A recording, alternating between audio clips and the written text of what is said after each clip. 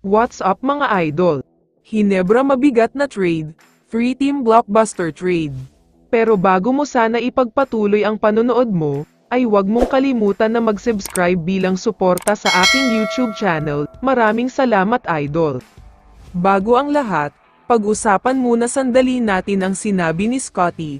Ayon sa kanya ay extended daw ang naging pahinga ng Hinebra, dahil binigyan sila ni Coach Tim ng dagdag na araw para makapag-recover at pahinga. Pero ngayong Holy Week nga daw ay nagbalik na sila sa practice, talagang gigil daw makabawi ang lahat ng mga players. Gagawin daw talaga nila ang lahat para makuha na ang kampyonato na matagal na nilang inaasam. Ayon pa kay Scottie, talagang mas motivated daw na makabawi ngayon ang lahat ng nasa kampo nila. Ayaw na daw nilang maulit pa ang masamang bangungot na nakuha nila last finals, kung saan tinalo lang sila ng TNT. Samantala, lumipat na tayo ngayon sa balita tungkol sa mabigat na trade.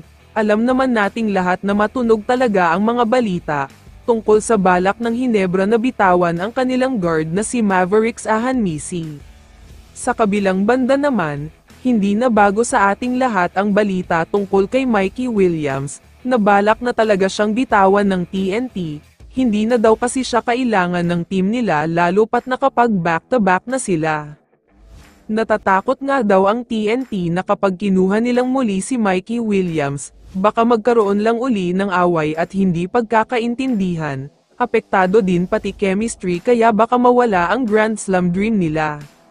Sa kabilang banda naman, itong si Ian Sanggalang ay sinasabing balak na rin daw bitawan ng Magnolia, mas focus daw kasi sila sa mga bagong players, tulad na lamang nina Xavier Lucero, Jerome Lastimosa at iba pa. Kaya naman ayon sa multiple sources, magkakaroon daw ng mabigat na trade, free team blockbuster trade nga daw ang mangyayari, at mapupunta na si Mikey Williams sa Magnolia Hotshots pambansang manok.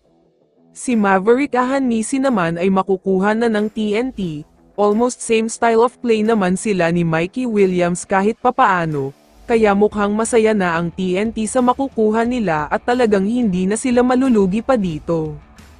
At syempre itong si Ian Sanggalang ay makukuha na ng Hinebra, sobrang sulit ito dahil kailangan daw talaga nila ng big man ngayon, kaya makikinabang talaga ang Hinebra dahil kumpleto na ang missing piece sa lineup nila.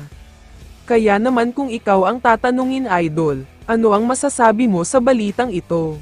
I-comment mo naman ang sagot mo sa tanong na ito. So dito na nagtatapos ang video na ito. Maraming salamat sa pagsuporta at panonood mga idol. Ingat at bye-bye.